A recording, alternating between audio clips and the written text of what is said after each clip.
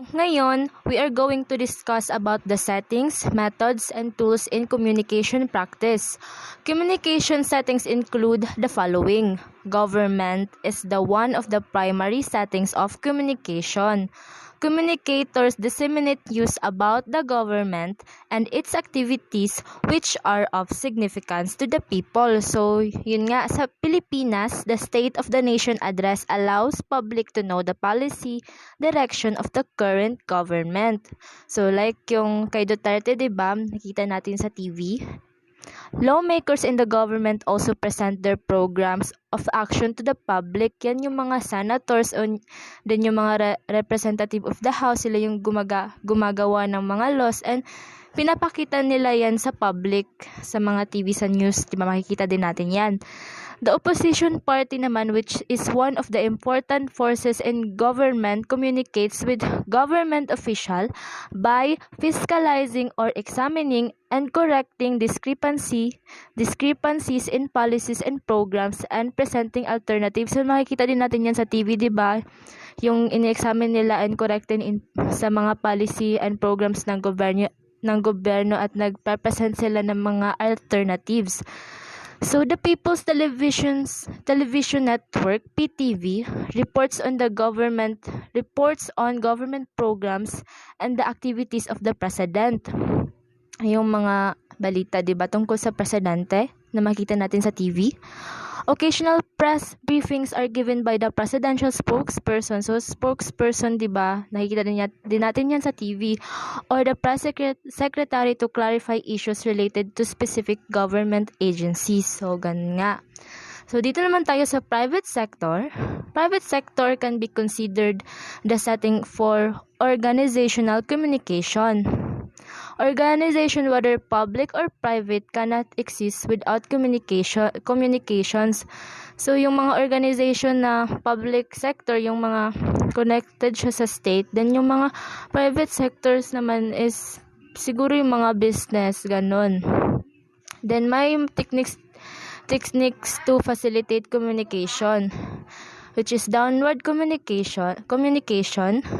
So, ito yung is the flow of communication from higher to lower levels of authority. So, parang familiar na tayo dito kasi na-discuss na to nung grade 11 payata. So, ganun. Upward communication is the flow of communication from lower to higher levels of authority. So, parang example ng downward communication is, for example, 'di ba yung kapitan sa barangay, pinapa-disseminate niya yung mga kailangan gawin ng mga tao sa barangay. Doon nalalaman yun ng mga tao dito. So, parang ganun. Yes, I think so. You know what I mean. So, upward communication, yun nga, is the flow of communication from lower. So, parang sa business siya, yung mga empleyado, nare-report nila yung mga nangyayari sa business sa manager or kaya sa CEO. Good morning, everyone. So, I am Kaye Baguhin. Today, I will discuss the continuation of Rhea's report. So,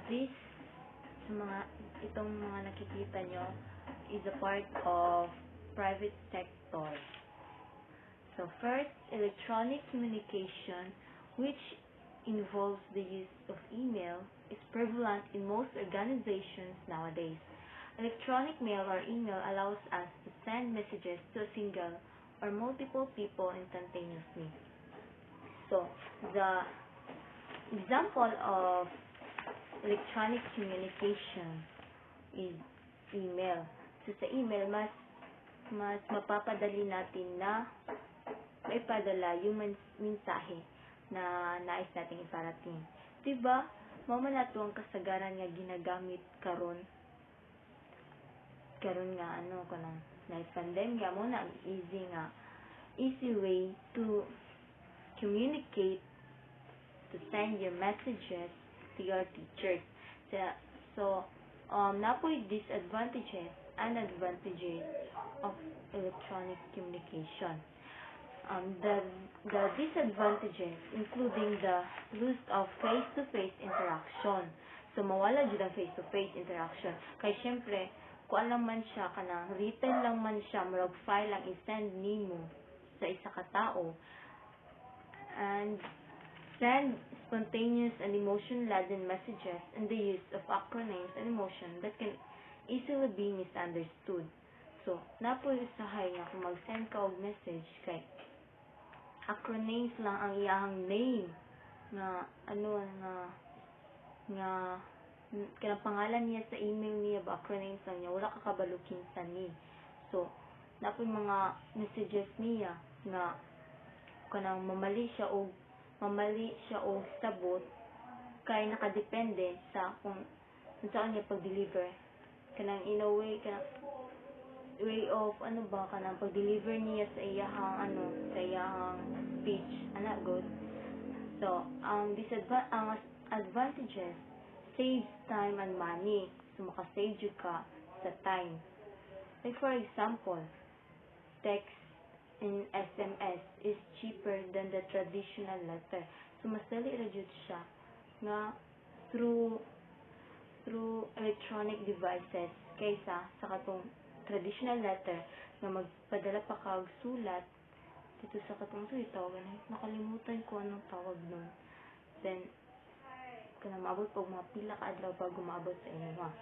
So, the next is brainstorming is another group of communication technique used by organization. So, dito sa brainstorming is usually na himo na nato ni. Like for example, group activity, di ba magtapok man jud na to share ideas. Brainstorming is another group of communication technique used by the organization. So the best example of this is kanang kapag may group activity, di ba magtapok man jud na, and then mag-share mo og ideas, and by that naka-communicate na mo. Organization also use focus group discussions to obtain feedback regarding proposed program or project. So itong sa focus group discussion is nagtapok sila for discussing or giving feedback about a certain topic. Next is team building is another tool used for organizations to promote greater camaraderie and coordination among members. So, what is the main purpose of this team building? The main purpose of this is to motivate your people to work together to develop their strengths and to address their weaknesses. So dito nagkakaroon ng communication sa isa't isa. Like for example, sa isang kumpanya, nagkakaroon sila ng team building na kung saan usually ginaganap sa mga beaches. So, may mga activities sila na gagawin ron, and they work as a team to win the victory. And hindi lang iyan ang makukuha mo doon. Pwede ring share your problems within a group sa workplace nyo. Pwede kayong maglabas ng mga saloobin na matagal nyo nang dinidibdig. So, that's the purpose of team building. To achieve greater purpose, its goal is to make everyone an effective member of their organization. So, organization's development is used to bring about structural and behavioral change in the organization and its members. Good afternoon everyone, my name is Joban Monsanto. The topic is all about civil society. Civil society refers to the space for collective action, each shared interest, purpose, etc. In civil society, I have 3 topics. So, survey, interview, then policy, advocacy. So, survey. It examines and record or a general view in society and area. Survey are used to create knowledge such as research and demography. Also, surveys have 6 types. So, this is the 6 types. Market survey, employee survey, job satisfaction survey, exit interview survey, customer satisfaction survey, then brand awareness survey. So, it has also pros and cons in pag maggawa ng survey. So, the pros, it is easy to do and quick to create. Then, while the cons survey, it create fatigue, could lead to response bias kasi kapag mag-survey ka, hindi talaga maiwasan yung mga bias ng tao.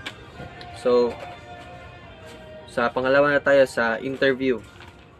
Interview. If we say interview, it is a structured conversation. So, where one participants asks question and the other participants provides answer. So, for example, ako magtatanong, kailangan mo ako yung interviewer, so dapat ikaw na nakikinig, dapat ikaw yung magpo-provide ng answer. So, halimbawa magtatanong ako, anong pangalan mo? So, dapat ikaw mag-provide ka ng answer kung ano ang pangalan mo. So, in interview, they have top 10 common question like, tell me about yourself. Ano ka ba? Ano, ma'am, ano, kanang ganyan. Basta, about yourself. So, what makes you unique? So, ito,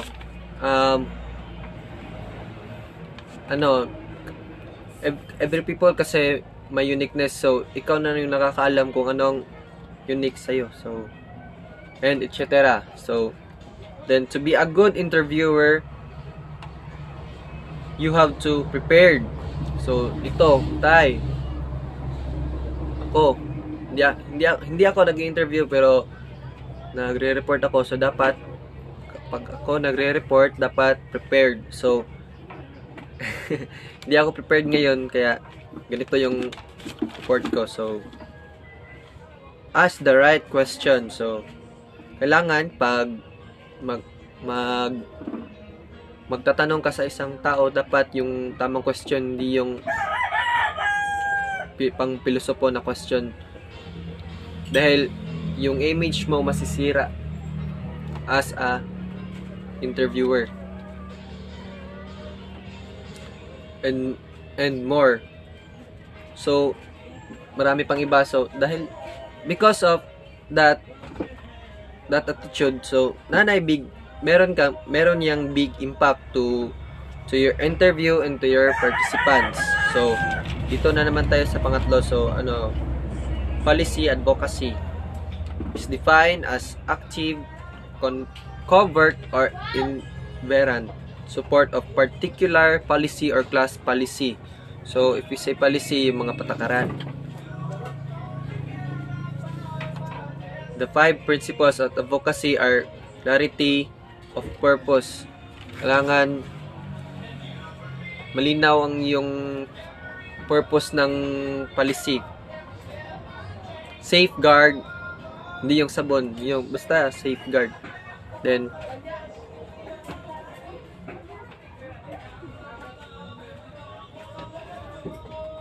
kailangan may equality and diversity. Sa itong equality and diversity ay common na yan. Equality, kahit magkakaiba, maputi ka man o maitim, dapat ganyan, may equality pa rin. Bakla ka, tumboy, lalaki, babae, kailangan may equality. Empowerment and putting people first are the principle of advocacy. Then the three types of advocacy are self-advocacy, individual advocacy, and system advocacy. So, that's all. Good morning, ma'am and classmates. Ako nga pala yung susunod na report ni Monsanto. Schools provide another settings for communication. They enable individuals to broaden their perspective in life.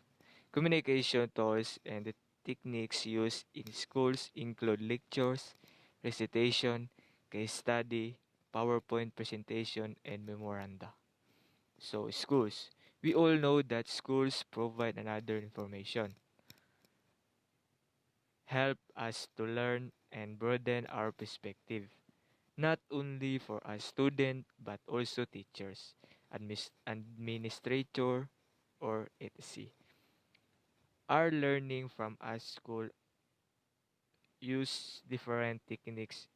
These are so lectures are mostly delivered by teachers to provide students with knowledge.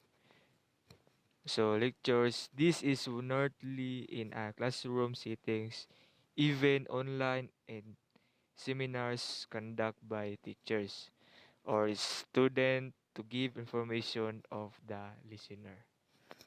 Recitation are done to determine if the student understood the lectures.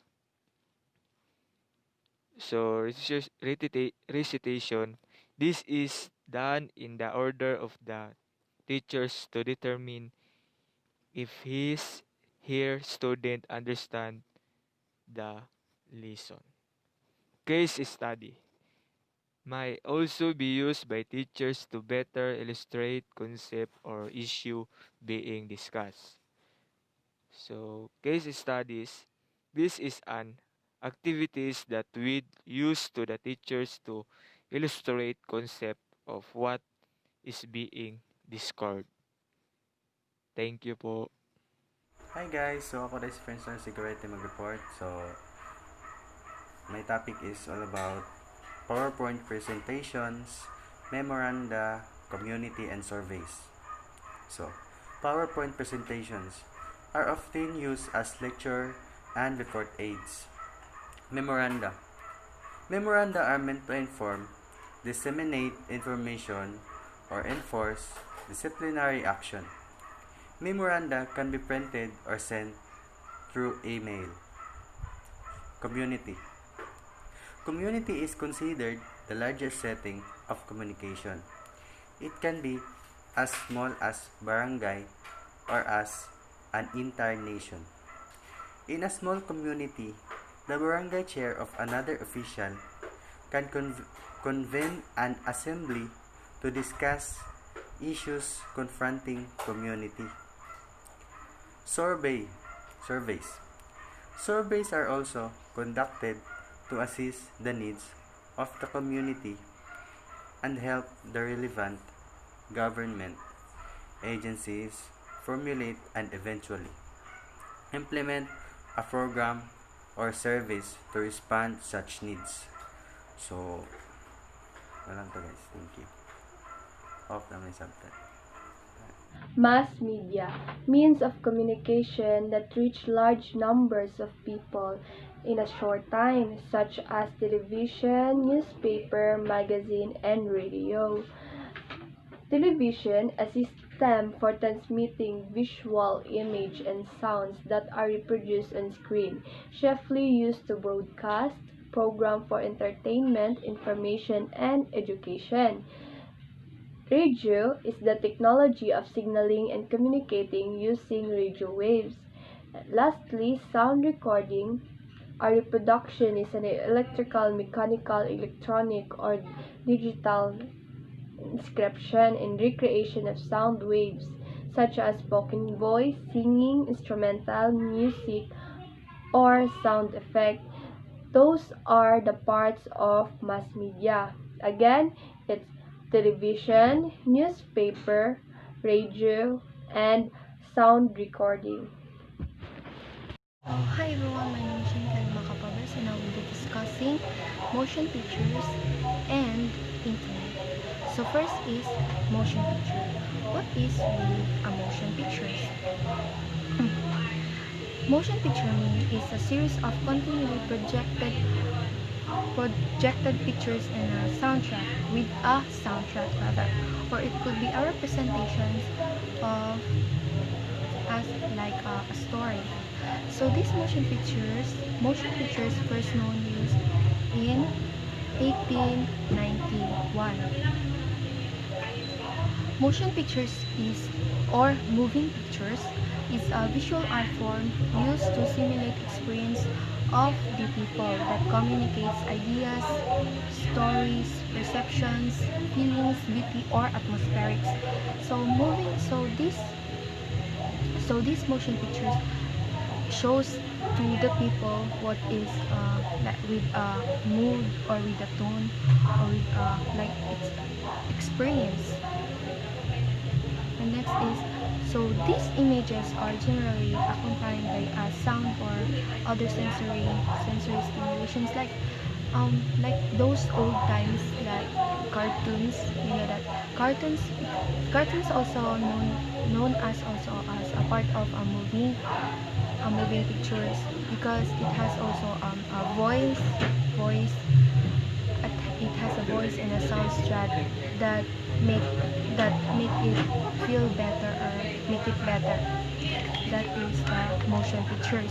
So also the motion pictures also called as a film or a movie. As I said earlier that it has a cartoons. It's also in it also has it also called as moving pictures because it has a series of photographs on a film. So because of the optical phenomenon known as persistence of visions that gives an illusions of the aqueous move and the continuous movement. So this motion pictures is a form of entertainment that connects a story with a sound. Yes, heard it. So this motion pictures is really a form of an entertainment because it also because it has because it can attract audience because of it's like a story. That's all. Then what is the internet? So next is internet. So really, what is really the internet? So internet is very useful to all people. It is a global network that uses computer networks to communicate to each other. So internet allows the computer networks around the world that run by companies, universities, and governments. It allows us to communicate to each other. So that is why the internet is very useful to us because internet also you also lacks in SIM cards also because without internet we cannot send via message to the people like our parents, brothers, we cannot. So internet also is very important um, to a social medias like Facebook, Messengers, Instagram, and other social medias that uses internet. So this called internet is a global system of interconnected computer networks that uses the internet protocol. So this internet is using internet protocol to communicate to each other. So to communicate to people like broadcasting, it also uses of internet to show to people what was happening in the world. So that is. Next is this internet first known use in 1974. So we all know. So now we know that the first known use in internet was in 1974. So that's all for today. Good day everyone, I am Rogel Olita and I will be discussing the new media. New media from newspaper articles and blogs to music and podcasts that are delivered digitally. From a website or email to mobile phones and streaming apps, any internet-related form of communication can be considered new media. It is said to have sprung from dissatisfaction with traditional forms of media, including television, newspaper, and radio. So, ang nakasanayan nato sa unang pamaagi nga media na like television, newspaper, or radio, kumbaga, dili na kayo ta interested, dili na kayo taganahan mo basa og newspaper or maminaw sa radio kay almost kita tanan na cellphone, digital na. So, murag nawala na tagana sa television, newspaper, or unsa pa dara nga traditional forms of media. And there has two forms of new media. Weblogs or blogs serve as online diaries or journals created and updated to express one's thoughts, meanings, and or commentaries on issues or topics of internet. Ang blogs kay daghan man siya ginabuhat real. Pwede ni siya ma-online diaries or journals like kanang dra ka magbuhat or kanang kalambuhay nimo, kanang unsay nahitabo sa imong life. According to Welch 2003, blogs contain information updated by their users, and new blogs entries appear earlier than older ones. Welch also adds that blog entries can contain hyperlinks which let readers access other websites. Some bloggers get paid for their blogs, thus becoming a source of income for them. Blogs can provide entertainment and disseminate information. Some organizations use blogs to introduce their services and provide updates to customers and even employees. According to Welch daw, ang blogs ga-contain siya information updated by users. And newer blog entries appear earlier than older ones. And Welch also adds that blog contain a hyperlink para dali lang maka-access ang mga readers sa other website kung gusto nila magamit og other website. And some bloggers get paid for their blogs para napod sila source of income sa ilang ginabuhat. And other organization use og blogs para ma-introduce ilang services, ga-provide sila updates silang customers, silang mga employee. Daghan jud mabuhat sa blogs. And so on, social media websites such as Facebook and Twitter and also used for disseminating information and making announcements about events, programs, or activities. Daghan jud magamit sa social media kay daghan man Rhea ma-spread ang mga information, mga news sa social media website. And telecommunication. It is defined as the long-distance exchange of information through technological devices such as telephones, mobile phones, and computers. One of the recent innovation in telecommunication is telecommuting or electronic cottage. Ang kaning telecommunication kay like go-work ka sa house, diba? Diri gagamit sila device kay gamit sila telephones, mobile phones, or computers, kaya exchange sila information through that devices. Mo na ang ginatawag na telecommunication or telecommuting or electronic cottage. Research suggests that telecommuting has several advantages, including freedom from distraction in workplace, reduced expenses and time spent for commuting, office clothing, and other work needs, and more time for bonding with family members. Ang telecommuting daghan siyang advantage kay pwede ka daghan kag advantage like mag-work lang ka sa house, dili ka ma-distract, diba? And daghan kag time para mabuhat imong trabaho, dili ka mag-commute, dili ka makagastol og kanang like pang office na clothes. Daghan all advantage.